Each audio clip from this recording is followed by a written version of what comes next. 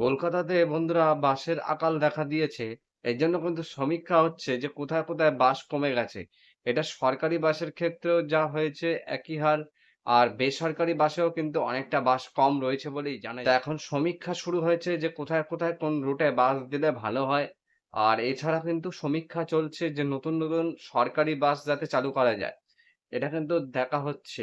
আর পরিবহন দপ্তর জানিয়েছে যে পরিবহন দপ্তরের কাছে সমীক্ষা পেশ করা হবে, মানে দেওয়া হবে। তাহলে কিন্তু বাস কিন্তু এই রুটে বাড়তেও পারে। আর চাওয়া আগেকার মতন কিন্তু এখন আর সেই পেট্রোল চালিত বাস কিন্তু চলছে না। এখন ইলেকট্রিক চালিত বাস কিন্তু দিকে হাঁটছে রাজ্য সরকার।